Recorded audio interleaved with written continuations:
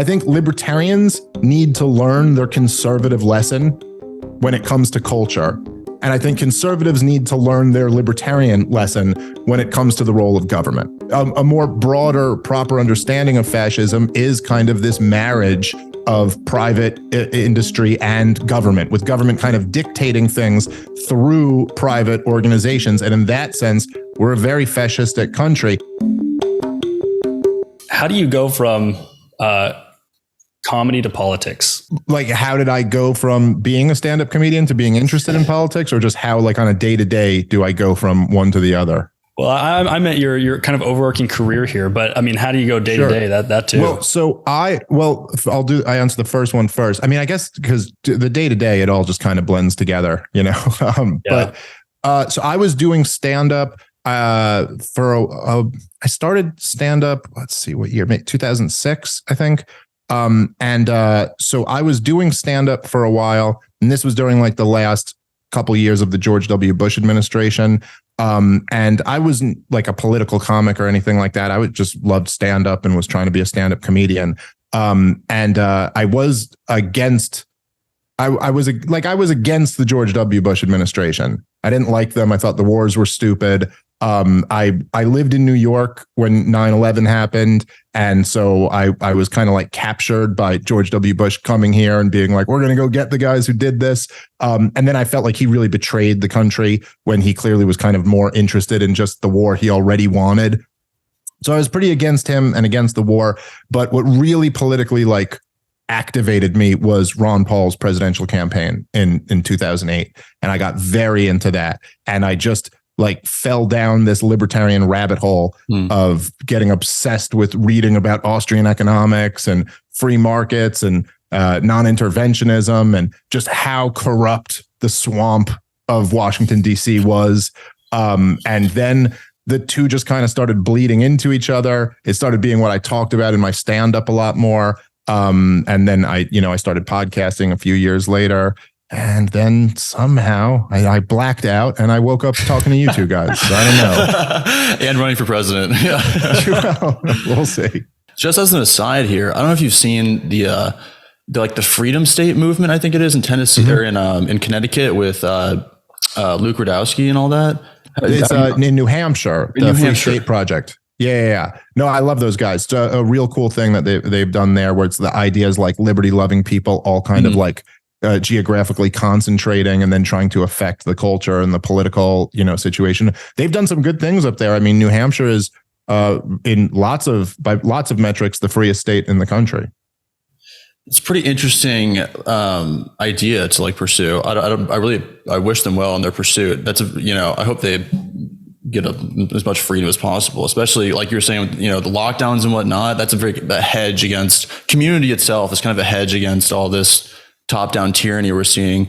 But we kind of want to focus the conversation on big business and government, how those two things interact with one another. And we've seen a bunch of your interviews and clips and whatnot. You're one of the most outspoken people on kind of this issue of corporatocracy, for lack of a better phrase, and kind of the problems that creates. Do you see that? Do you see our current system as a corporatocracy? And I'll give you the floor there. Is that how you kind of see the problem? Yeah, I mean, like whatever you want to call it, like corporatism. I like corporatocracy. Fascism is not a bad way to describe it either. And not because when people say fascism, the image it invokes is like the Holocaust. So if you're like, oh, what do you mean you're fascist? But we didn't kill 6 million Jews, so that doesn't seem fascist. But really, a more broader, proper understanding of fascism is kind of this marriage of private industry and government, with government kind of dictating things through private organizations. And in that sense, we're a very fascistic country. I think for a long time, the political, like when people were thinking about politics or having arguments about this, you would almost have like you'd have like a Bernie Sanders type debating like a Milton Friedman type And so they'd kind of have these debates about like one of them would say, hey, some people have so much and some people have so little, so we should redistribute some of this and tax the rich to give a little bit more to the poor. And then the Milton Friedman type would say, no, actually those rich people through capital investment make life better for the poor. And no question, like in that debate, I agree with the Milton Friedman types, like they're correct and the Bernie Sanders types are wrong. But none of that really has anything to do with what's actually going on. Like that's all totally removed. We don't live in a state. We don't live in a country that taxes the rich to help out the poor. And we don't live in a laissez-faire free market. What we actually live in is a country where big business owns the government and they get tremendous like bailouts and corporate welfare from the working and middle class to the wealthy class, which like no one can defend in theory. And I think a big part of that is why you see such like perversions in the market. It's like, why are these giant corporations doing government's bidding all the time? Right. And the truth is because it's much more important to be in with government than in with your customers. And this is what's really interesting about the moment right now with the pushback against Target and Bud Light and all that stuff. Because it's like, ooh, now finally the customers are kind of revolting a little bit and we'll see where this leads. But if you just think of like 2020, say, where the government is forcibly shutting down mid-sized and small businesses all across the country, and then giving out trillions of dollars in handouts to big business. It really matters how much you're in with government. And then that, unlike instead of free markets, that becomes the economic incentive system. And now, of course, there's the stuff with BlackRock and all them where, it's like, if you want, you got to get a good score in order to have access to the capital, of course. And this is all the fault of the central bank, which has nothing to do with free markets. It's a top-down government bureaucracy, was essentially in effect the Department of Money and Credit. And so that's kind of, it's thrown this whole system out of whack. Yeah, 100%. Yeah, we just talked with Robert Malone about that too, about how ESG runs all the way up to, I think it was, you said the Bank of International Settlements is like the one that's really pushing hard for that all the way down the chain. It's pretty interesting. But like you were saying, yeah, I mean, we're from the conservative side where they go, we want like less regulation for businesses. And like, of course, like the liberal sentiment is like, no, or I'm sorry. The liberals are like, oh yeah, we want to make sure that big businesses are paying their fair share of taxes and are regulated more. But the regulation, like it's a false dichotomy when these agencies are captured by the big businesses. And so, and thus creating kind of the corporatocracy game that we're all playing. That's kind of some bullshit. How does a agency get captured? Because that is like it's a rigged game in a sense when that kind of thing happens. And you've been very outspoken on this subject, same as RFK Jr. So how does something like that happen? Well, I mean, I think part of it is that the people in the private industries tend to be much more impressive and talented than the people in the regulatory industries. And so whatever the industry is, they're just running circles around these people. I mean, if you think about like, whenever some expert comes and gets grilled by like congressmen, and you're just like, this guy just knows so much more about his field than you guys do.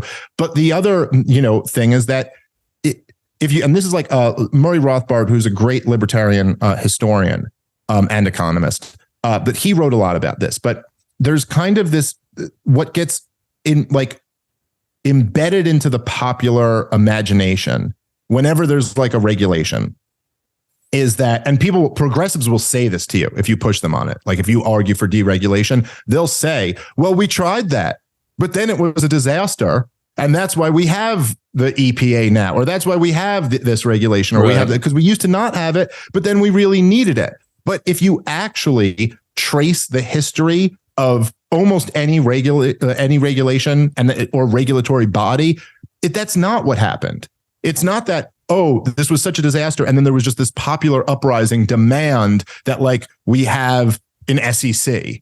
It's like, no, actually, these things were lobbied into existence by those industries. Like that they actually, very wealthy interests within these industries lobbied for this regulation because it's a great way to keep your customers out, your competitors out.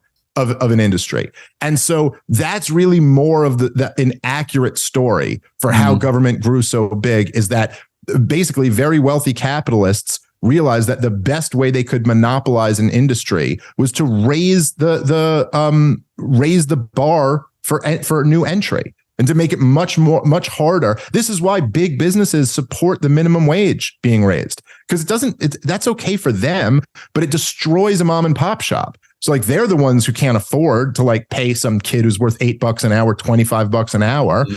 Whereas the big businesses, they can get away with it. And, you know, to the kind of the broader thing that you started with, saying like, you guys coming from more of the conservative side and I come from more of the libertarian side. One of the things I've been pushing for a while is that I think libertarians need to learn their conservative lesson when it comes to culture. And I think conservatives need to learn their libertarian lesson when it comes to the role of government. And that basically that's almost like the marriage that we need. I think for far too long, libertarians have let libertinism kind of infest their movement. And the idea being like, well, hey, it's like, if I believe in non-aggression, then anything you do that's not aggressing against me, I should be fine with that. But really, that's not true. And like, really, maybe there shouldn't be a law against it, but that doesn't mean I should be fine with it. And that doesn't mean that like degenerate behavior should be promoted. Right. And in fact, to have a free society, you have to have like a healthy moral society of families and decent people and communities and churches. Like, that's really important. But what conservatives need to realize is that we got to this point in many ways because conservatives accepted big government. And so many of the problems that we face today is, I mean, look, it's like out of a tragic Greek play. But like, I remember the time when every right winger in this country was supporting George W. Bush and saying, yeah, he's got to build the Department of Homeland Security because we got to go get these terrorists. And now the Department of Homeland Security's targets are those right wingers who supported George W. Bush as he was building it. And it's tragic, but there really is a lesson to be learned there, that it's like, look, man, be careful what type of power you give the government, because that can be used against you. And all those institutions that right wingers championed for years, whether it's the FBI or the CIA or the DHS or any of it, they've all been completely captured by the woke progressive left. That all of them, and now they're targeting you guys. Let me ask you this: is it so? All these agencies and these entities, you know, whether it's the FBI, FDA, or whatever you want to name, it's always like the message is always this is in place because it helps the people, or this is in place to protect you or the people. Do you think people are believing that, and that's kind of why these entities are successful in being built, or do you think it's ignorance or corruption, or like a bit of both? Well, I think that the propaganda certainly has worked to an extent. And the propaganda is very important for them. I mean, they wouldn't do it unless they recognize that they need to propagandize people. One of the cases for hope and optimism is that it does seem like a lot more people are waking up to the propaganda than ever before, particularly on the right. Particularly on the right in America. But there's also aspects of this on the left. One of the things that's more confusing is that whenever people on the left wake up, they're immediately called right wingers. So like, you know what I'm saying? So like, they're like, oh, everyone on the left is crazy. And then I'll be like, well, actually, like, there's a lot of left wingers who never fell for the Russiagate insanity. You know, like, look at Glenn Greenwald or Matt Taibbi or, you know, like Aaron Mattei or something. And they're like, they're a bunch of right wingers. You're like, no, they're not. They're all still the same left wingers they always were. They just didn't believe the CIA when they said Donald Trump was a Russian spy, because it was ridiculous, you know? But on the right, there's really been an enormous amount of that, and people really waking up and realizing how corrupt all of these organizations were. But from my perspective, you know, I remember picking on Sean Hannity because he had this line during Russiagate where he said, he goes, for the first time in American history, the FBI has been politicized. And you're like, that is crazy. Yeah, I don't know about that, Sean. Like, I mean, I know it's touching you now. So like, you don't like it because it's your preferred candidate, but I don't know. Go ask some civil rights leader in the 60s about whether the FBI was politicized or not. The FBI was used by Woodrow Wilson to target anti-war activists when he was getting us into World War I. And the CIA has been illegally toppling foreign governments since it was created. And like, to me, it's like all of these organizations have always been corrupt. What's happened is that they've adopted a new program, and that's kind of wokeism or whatever you want to call it. And that is new. That was not the case before, but they were every bit as corrupt. I think now that their program is so antithetical to everything that conservatives stand for, it's much easier for conservatives to see that, like, oh yeah, this really is pretty blatantly corrupt. Okay, well, let me ask you this. I mean, do you think they use wokeism, or do you think wokeism was like, is it a useful tool that they use to shut down dissent and pretty much just use it as a tool for whatever they want, especially in the public discussion? Or is it something that they propagated from the beginning? Like, is it astroturfed, or is it a grassroots movement that's been co-opted? Yeah, my guess is the latter. A grassroots movement that's been co-opted. I don't know for sure. You know, could they have planned this all along? I don't know. I think that organically, even if you were to go back 20 years or something like that, there were nerdy left-wing college professors talking about critical race theory and teaching it in schools.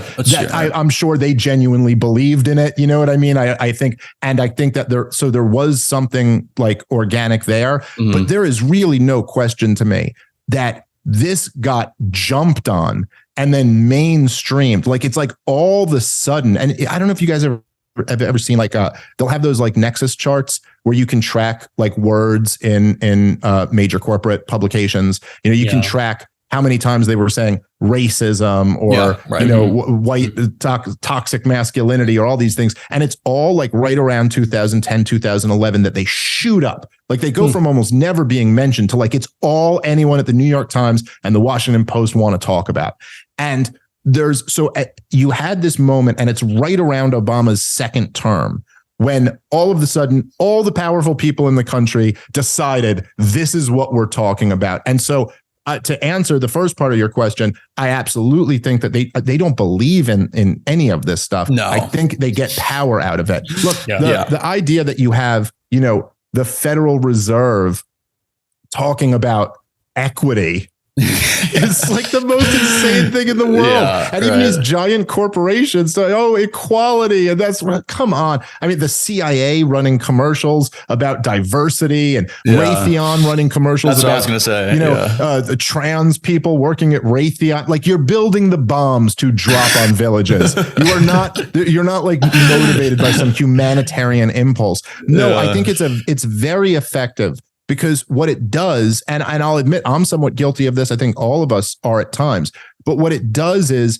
it changes the conversation and it creates a culture war. And that is very beneficial for powerful people, because instead of us all looking at them, we all start looking at each other, and you're fighting with your neighbor. And I personally believe that this was a direct response to the rise of the Tea Party and Occupy Wall Street. Oh, interesting. There were these major, like, left-wing populist and right-wing populist movements that all had kind of the same people in their crosshairs. The Occupy movement was not about fighting with right-wingers. It was, we are the 99%. That was their message. And they were talking about banks. That's who we're focused on, the big banks. And the Tea Party was not about hating your left-wing neighbor. The Tea Party was about debt and banker bailouts and out of control spending. And it was almost like everyone was starting to look up at the top, and they needed a mass distraction to force everybody to start thinking about transgender bathrooms and things that we didn't really, no one ever even needed to talk about.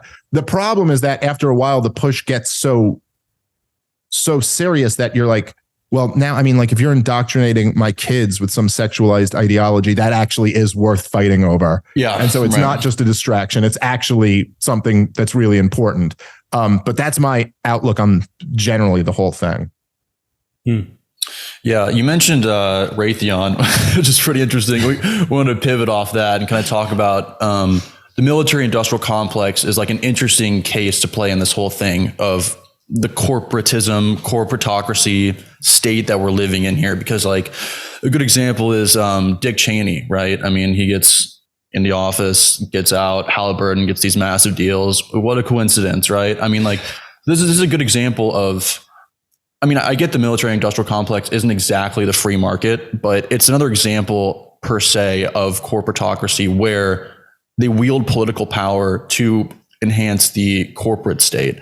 What kind of the military industrial complex, what kind of role do you see them playing here and in this whole thing of kind of the structure? And then we want to get into like kind of how maybe we can solve some of these issues. Sure. Well, I mean, the military industrial complex is right at the center of it. I mean, this is the whole thing. I mean, America, the United States federal government is basically, I mean, not the whole budget, but like the vast majority of the budget is the military entitlements and interest on the debt. That's like the whole government, basically. It's a military, a world empire, a big Ponzi scheme, and the interest payments that they have to make. That's the whole thing. And I think, again, back from the very beginning, and this is why this was Eisenhower's final warning to the country, his final address as president, was to watch out for this thing. Like, we're in the business of making war now. And that's a very dangerous place for a professed republic to be.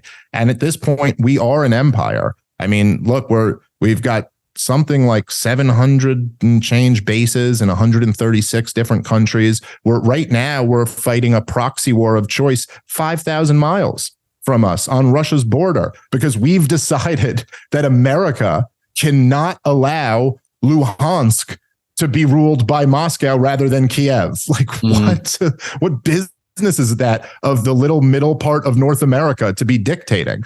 And what you get with, with this whole monstrosity is that, like you have these think tanks that are funded by weapons companies who lobby for war. Yeah. And this, like, it rarely even comes up. I mean, like, if you watch CNN, you could watch them for a year. That'll never get mentioned. It'll never get mentioned that, like, oh, this guy who we just had on from the Rand Corporation or from, what's the other one? Brookings or something like that. It's like, oh, yeah, they're funded by weapons companies. That's why they want more of this war, because they're people who are funding them are profiting off it to the tune of hundreds of billions of dollars. So the whole thing is just, it's riddled with sick, perverse incentives. Yeah, I don't think people really understand that war is like it's a market. There's profit in war, and if there is money to be earned in war, then there's going to be people that pursue that. Like, you have lobbyists, or you have congressmen right now lobbying. There's I can't remember her name, but there's a congresswoman lobbying for arms to be sent to Egypt from the U.S. There's a congressman right now lobbying for weapons to be sent to Yemen.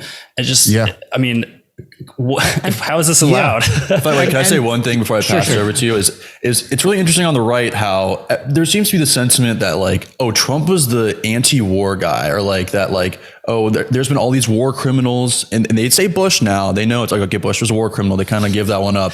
But like, somehow Trump is like absolved from all this. You've been hitting the nail on the head with the Yemen, and Yemen is like, he's got some skeletons in the closet.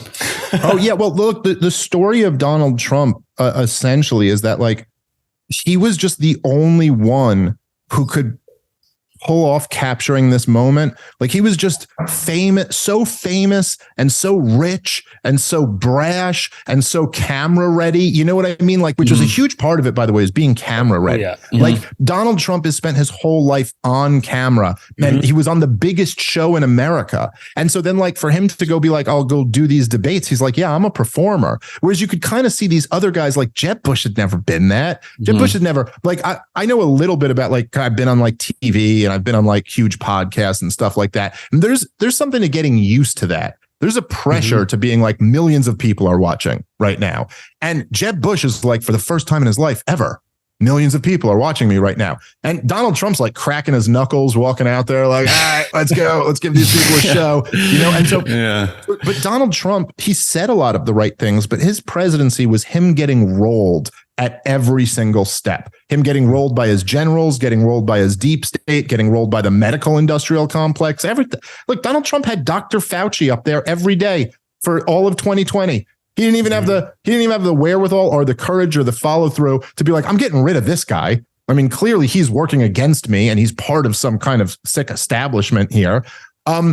But yeah, Donald Trump, it was a war Obama started, but Donald Trump, every single day of his presidency, continued backing the Saudis in their war of genocide against the people of Yemen.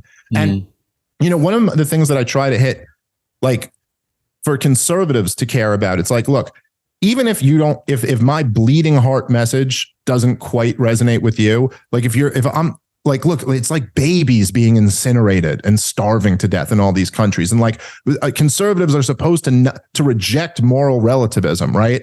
Like the idea is like, no, it's not just okay because America does that. It's like that. This is an outrage. And you're Christians. You know what I mean? Like you should care about this. But forget even that. Just on a more selfish level, there's this great John Adams quote. And I'll probably butcher it a little bit, but this is what a brilliant quote for at the time of the founding of the country to say this.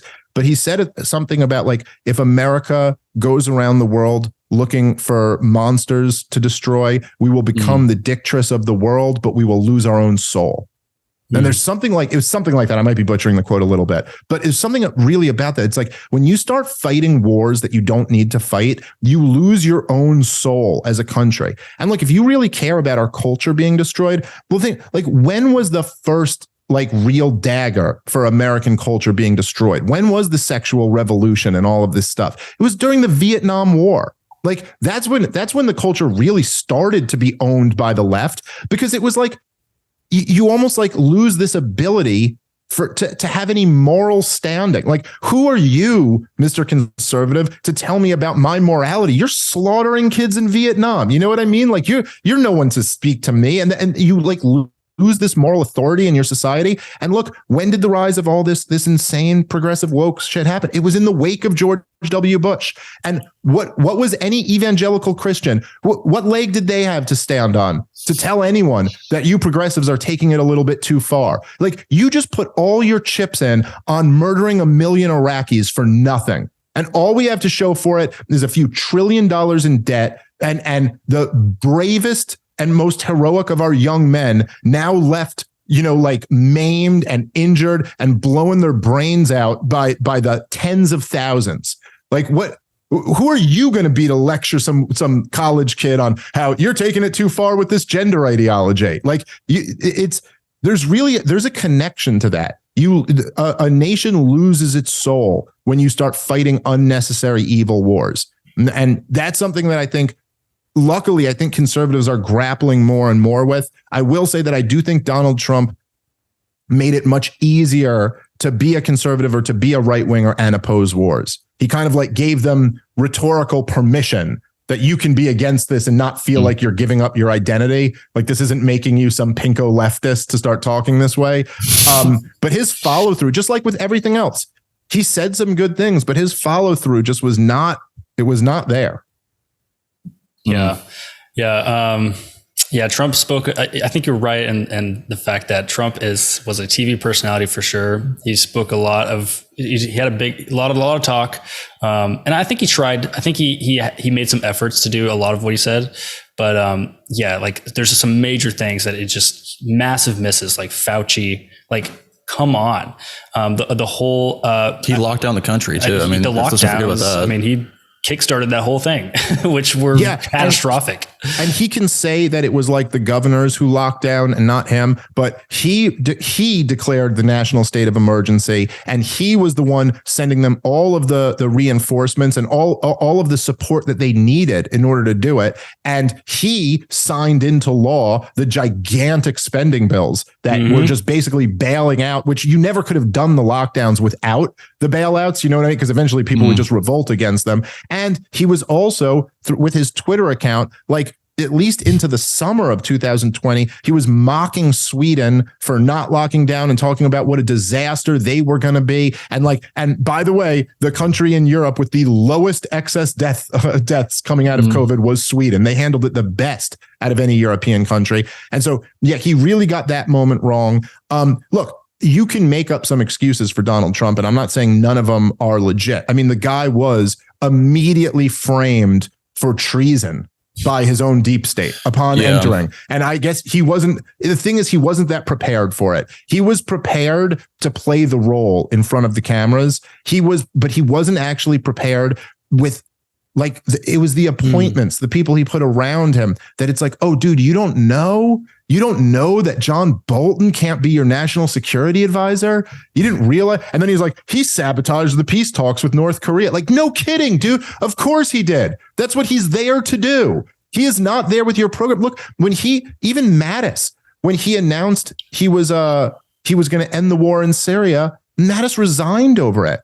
And you're like, but dude, you ran on ending the war in Syria. So you didn't think through to have a defense secretary who was willing to execute your orders? I mean, that's at a certain point, some of that failure has to fall on Trump himself. And look, what Donald Trump ran on and promised was winning. I get results. And so that's the promise you made. And this is the thing that's going to be tough for him, is that, you ran on winning. And your final year in office was 2020. It was the worst year in modern American history. Yep. And then you lost to Joe Biden. That's a tough thing to come back from. Yeah, no, you're definitely right. I mean, that was one of his problems for sure, was the people he surrounded himself with. And there's actually a good pivot kind of back into the topic we want to talk about is, I don't know if you're familiar with Gary Cohn, who was the COO of Goldman Sachs before Trump got into office. And so Trump hired him as his economic advisor. This guy comes in and rushes through this tax plan that gives his former company, Goldman Sachs, drops their corporate tax rate from 35% to 21%, saving them $1 billion a year, which is crazy, and kind of ties back into the whole conversation we're having. We were talking about Trump here and him making, bad decisions with people around him. But I mean, that is another great example of somebody coming in with an agenda, executing basically a plan for a company in the government, and completely screwing over all of the middle to lower class people.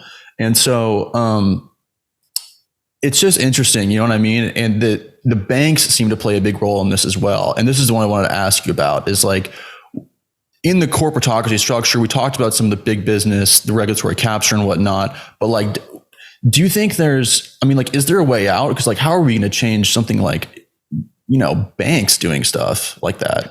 Well, I mean, okay, so the way out is not that complicated. It's getting it done is what's really difficult to figure out. So the solutions to these problems are really they're fairly straightforward. I mean, the solution to the war in Ukraine is fairly simple. And that's that you go, okay, Zelensky, you have to negotiate with Putin, and we're not giving you any more weapons unless you do that immediately. And you guys have to negotiate a ceasefire right now. We're not risking nuclear war over what a corner of Eastern Europe is ruled by. You guys come to an agreement. That's not that crazy. That can be, the problem is, how do you actually get someone in to do that? The solution with the banks is to end the Federal Reserve, abolish the Federal Reserve. There were years when we didn't have a central bank. We don't need a central bank. There's a reason why the 20th century was the century of central banks and total war. They go hand in hand. We don't need any of that. And no more bailouts, by the way. We're going to have market interest rates, and we're not bailing out any more banks. So if you guys want to make stupid bets, go ahead and make them. But when they all come due, you're all going out of business. The solution is to abolish the FBI and the CIA and all of these organizations. They do nothing to protect America. They, in fact, just make us much more vulnerable. The problem is that that's easy to say, but it's very hard to actually get it done. And so the question is who can capture the kind of imagination and the concentration of the American people and explain this to them in a compelling way that actually gets them like motivated to support someone who would actually have a plan to do this. And that is much more difficult. Yeah, we need some very wealthy businessmen that are also moral, I guess. I don't know. Well, I think that's kind of right. Yeah, I think that's kind of right. Yeah, I wanted to ask you about this too before we kind of switch the subject. So you mentioned earlier that, conservatives were like, somewhat like pro agencies, pro whatever, FBI, this, that thing, and the other day, and then it kind of came around back to bite them. And now, they're being labeled as domestic terrorists, how ironic. But there is something to be said for like, are these businesses, they call it the revolving door. So it's not only like is big business getting into government, but also government's getting into big business. You see a lot of things like the Twitter files is a great example of this. That's the opposite direction of the revolving door, so to speak. I'm using that term loosely, but it makes me wonder, like, and this happens a lot in Silicon Valley, where there's just, the government, one of the agencies decide to get inside the big businesses that are, a lot of times shaping the conversation or where technology is going. Do you think there's the solution to that is just shut down these agencies, or like, how do you kind of see that working out? Yeah, well, I mean, I do think that is the solution. Essentially, is that the issue is not that we have businesses. I mean, it's like you can either go to being a commie or a libertarian once you realize this is the problem. But it's like the problem you're going to say is like, well, we're just going to outlaw business and the government will own everything. Then you're going to be in a much worse situation than even we are now. But yeah, the problem is politics and government.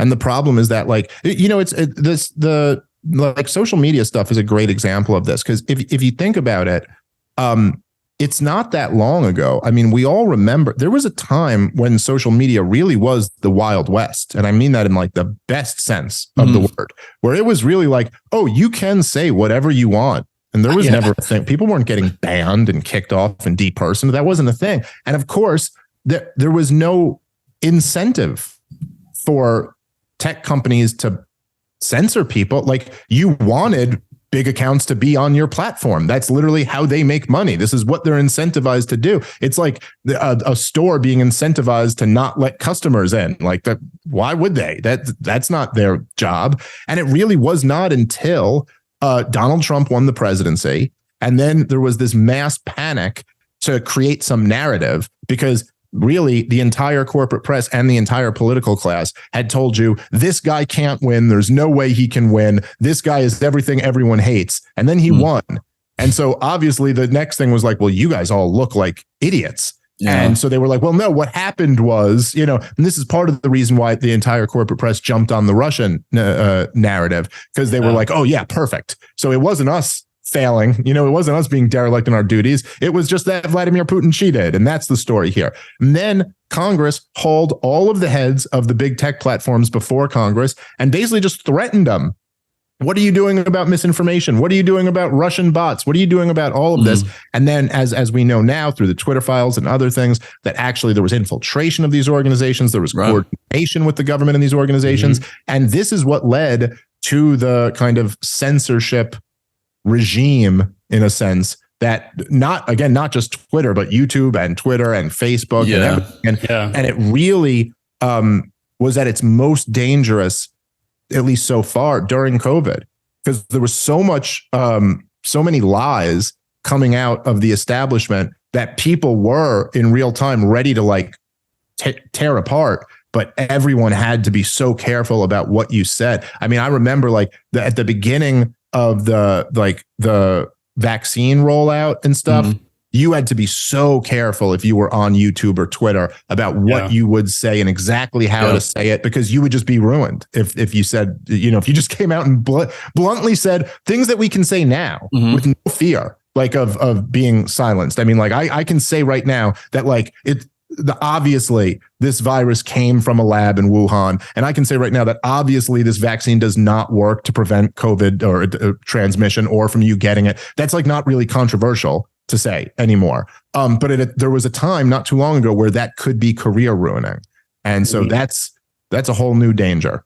And that combined, because it's not just like the big tech that has this revolving door that we're talking about, but I mean, the company like Moderna, Johnson & Johnson, Pfizer, like same thing happening. So you have like the big tech companies that are kind of censoring this COVID misinformation. And at the same time, the companies that are benefiting from censoring the COVID information are also revolving. So it's like two pedals, you know, singing the same. It's crazy. No, you're right. And just one more point on the revolving door thing is it's not even always, you don't even always have to go through the door. Because like there's people like Nancy Pelosi is like been in government since I was a teenager, you know, and she's accrued like hundreds of millions of dollars in that time. And like, I don't know exactly how, you know, like, I don't know. I get her husband's just really good at picking stocks or something like that. Phenomenal. You know? And like, there was one point where Rand Paul brought this up one of the times he was grilling Fauci, that there was like a Freedom of Information Act that found that it was well over $100 million had been paid out in royalties to scientists at the NIH. And we just never, that's all we got. We don't know who. Fauci wouldn't answer how much he's gotten because he said he wasn't legally required to. But like a lot of times they don't even have to leave and go work at like Pfizer. They could just stay right where they are and get rich. So that is interesting. It's tough. Yeah. Yeah, you know, we did witness the, you know, biggest globally organized propaganda campaign ever in history just now. And it makes it kind of scary. That's why, like, I'm very, it's almost like, what is the way out of this? You know what I mean? And I see that you're obviously in the camp that kind of wants to infiltrate the government in a good way, like go through the necessary procedures to get in there and then enact change and whatnot. But part of me thinks the swamp is just it's so pervasive and it's so vast and there's almost no saving it. Yeah, I agree with you on that. I do not believe in infiltrating the federal government and like reforming it back. I mean, if someone tries to do that, best of luck to them. What I believe in is that I believe ideas are powerful. And I believe that like waking people up and spreading this message is important. And what I believe in is trying to seize political power at the local level. That's where I think things are going to be won. I think that the truth is that during COVID, if you had, there were a few throughout the country, like these really heroic sheriffs who were just like, we're not enforcing this here. I'm not going to do this. And that was much more important to you than anything else, than who you voted for president or who you voted for senator.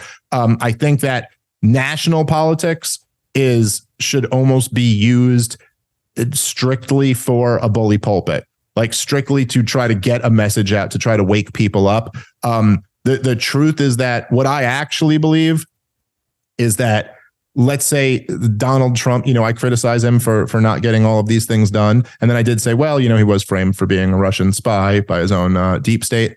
I think if Donald Trump actually was able to get a lot of these things done, think he might have been taking a nice limo ride through Dallas. Golly, you know what I'm saying? Man. I don't really think it can be won that way. So that's where I'm at. However, local government, that's much more achievable. Maybe even your state government.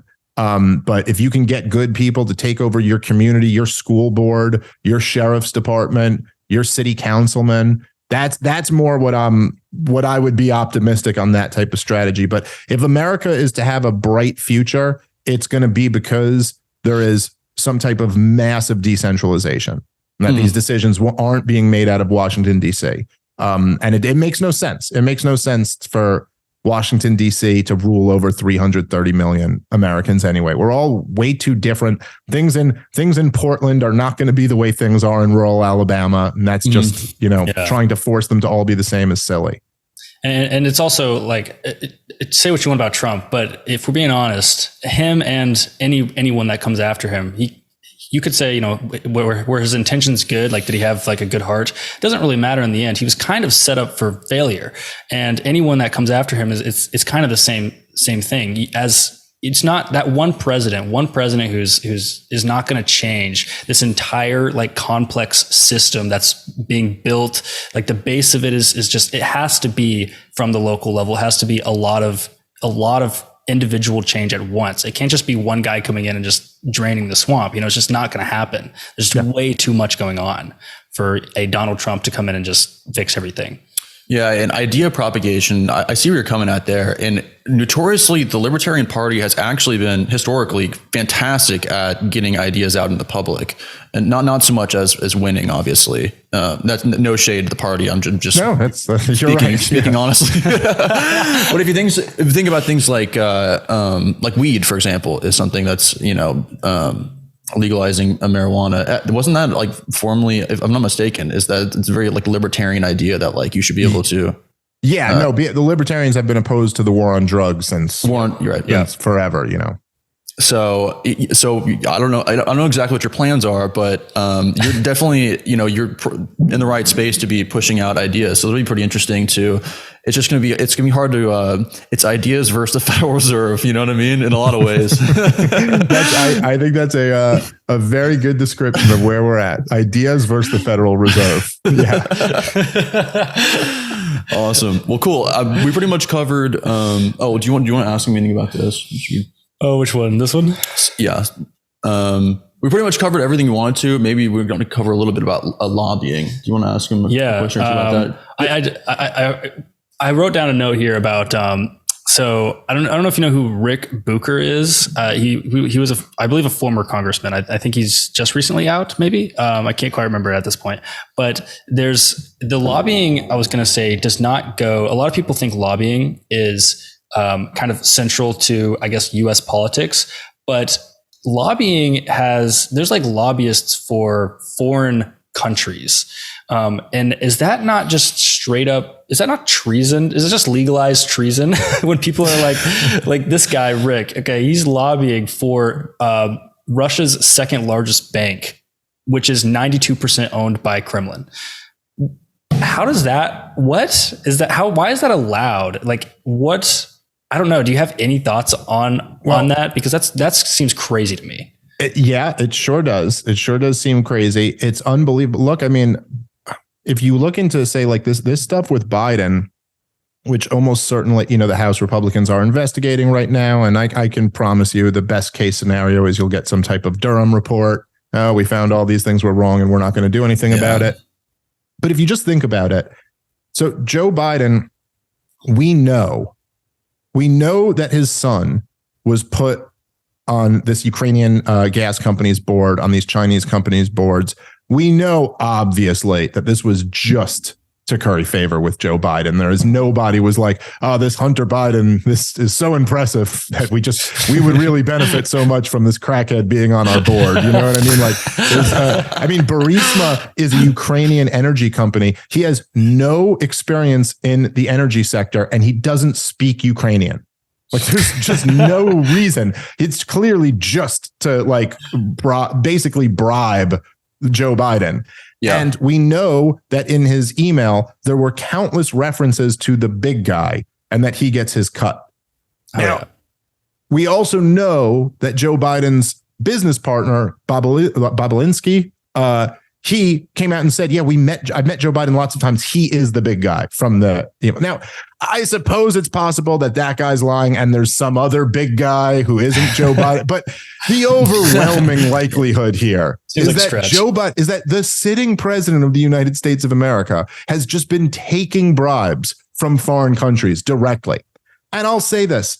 I don't know if you take a look at Joe Biden. I don't exactly think this guy's some genius who figured out something no one else has ever done. My guess would be this happens. Like this is a normal thing that happens quite a bit. So even just like that type of lobbying that happens out in the open, man, you wonder what else happens behind the scenes that we don't even know about. Mm-hmm. And my guess would be that look, it's like the old Lord Atkin thing, right? Power tends to corrupt. And absolute power corrupts absolutely. The power in Washington, D.C. is just enormous. Our government spends over $6 trillion a year. It's the biggest organization in the history of the world. To try to put this in perspective, Russia's GDP is $1.5 trillion. The entire economy of Russia is $1.5 trillion. Our federal government spends $6 trillion in a year. Okay. And when you're the global empire, we're making decisions that are like, are we going to turn your country to rubble or are we going to make you rich? When you have that enormous amount of power, people are going to try to wield it in corrupt ways. And so why would Russia or Saudi Arabia or China or any of these countries not try their best to influence American politics? Because it's so powerful. And so again, I guess the libertarian pitch to that is that your answer to that can't be, I want power that isn't corrupt, because that's just the nature of power. So the answer has to be to try to eliminate the power. Then that's why I'm pushing for radical decentralization and radical reduction in the size of government, because that's the only way to get out of it. You're not going to be able to like, oh, well, let me make the government more powerful and less corrupt. It's just going against human nature. Dang, it's a lot like the Lord of the Rings. You know, they get the ring, they just immediately become corrupt. Yeah. But and the answer is to destroy it. The answer is that you actually have to destroy the thing. That nobody can be the one who just wears it and then I'll do a good job with this, because it's immediately corrupting. So you're kind of an anarchist, huh? You're like kind of like Malice. Yeah, I'm right there, essentially, that the ideal society is a voluntary society, and there's no reason why we shouldn't have voluntary interactions in social institutions across the board. But I will gladly settle for anything that moves us closer to that direction.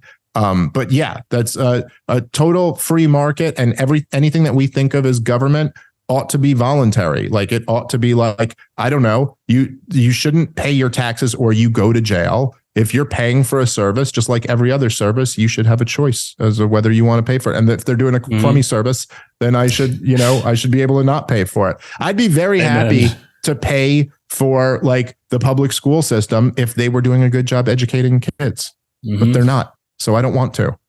Yeah, gotcha. Well, what are your thoughts on Ron DeSantis? Like that guy? Yeah. Didn't he just get backed by Soros, which is kind of interesting? Sorry, not to dovetail. No, that's we have debates on Ron DeSantis. Ron DeSantis is, I think that Ron DeSantis did grading on a curve, did a very good job in Florida as governor. Like, I mean, he did lock down for a little bit, but he backed off of it, and then he was like, I'm never doing this again. And then he was pretty good after that.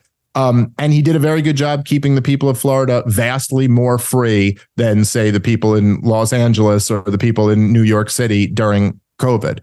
And I like that he's kind of going after some of like the woke insanity and stuff like that. Yeah.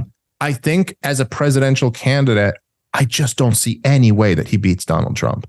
I mean, I just don't. It's like you got to go to war in order to beat Donald Trump. And I don't think he has the skill set to do it. I also really, I'm disappointed on his answer about Ukraine. Like Donald Trump to me is saying all the right things about the war in Ukraine. And DeSantis is kind of like wavering. They asked him the other day on Fox News about where he is on this war. And he went off for a few minutes about how woke the military is. And you're like, yeah, that's just not going to cut it, dude. Like, I mean, yeah, I don't really think we need to have like trans generals either, but I want to know where you are on this war. Like, this is a really important topic. And so I'm just, and then the thing is that because he's the only candidate who has a shot to beat Donald Trump, as you were alluding to with the Soros thing, all of the establishment money and support is flooding into DeSantis. Okay. And I do worry about that. I worry about like where his loyalties really lie. How much of a neocon is he really underneath all of this? And to me, that's like, so I'm not really interested in his candidacy too much. I'm much more interested in what RFK is doing on the Democratic side. I find that to be very interesting. And I think Donald Trump is at least much better on Ukraine, at least rhetorically. But again, as I said before, I don't really trust the guy because he says all the right things sometimes. And then, I already saw 4 years of him not following through on it. So that's where I am. I do see like RFK and Ron DeSantis and some of these other candidates too. I kind of see like they're like this median line kind of being formed where they kind of are finding like this common ground that I feel like hasn't been done in a long time. Like I think politics has been pretty moving in two opposite directions for the longest time. And recently, like I feel like probably because of all the COVID stuff and people on both sides are kind of agreeing that it was all handled horribly, that there's been kind of some middle ground being formed. And do you think like a libertarian president will ever exist?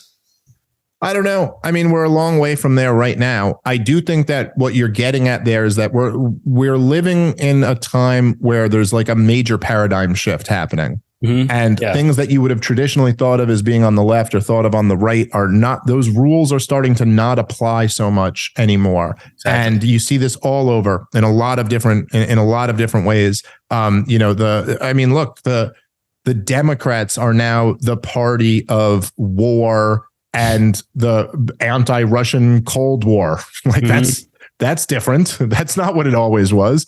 The Republicans are now the party who more and more are talking about distrusting the FBI. And, this is just a very big change. And it's true just like on a lot of levels in general. And I think a lot of people look, culturally, I've certainly changed a lot. Where I certainly would have been the person who 20 years ago, if you were talking about like gay marriage or something like that, I'd have been like, this is insane. Let two people do whatever they want to do. And then if there were conservatives making slippery slope arguments, well, if you don't have this moral tradition, then it's going to lead to all of these things. I'd be like, that's nuts. We're like, that's nuts. I remember hearing conservatives make that argument and thinking that's the dumbest thing I've ever heard in my life. You think just because we let two gay men get married that then all of a sudden they're going to start targeting kids? That's ridiculous, But now looking back at it, I'm like, that man may have had a point. I'm not saying, by the way, I'm not saying gay marriage shouldn't be legal even. I'm just saying that oh no, there was an argument that we have to have some type of standards and almost in a way, some type of there is a view that is considered morally correct. And it's not just a free for all. And, so it's a time when it's interesting to question a lot of your preconceived views. And I think a lot of Americans are waking up to the idea that maybe this whole thing doesn't work exactly the way we thought it worked.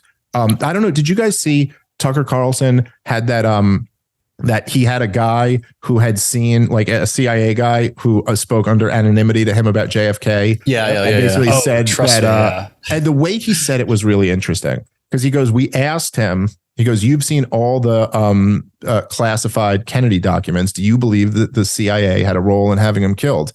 And he goes, yes.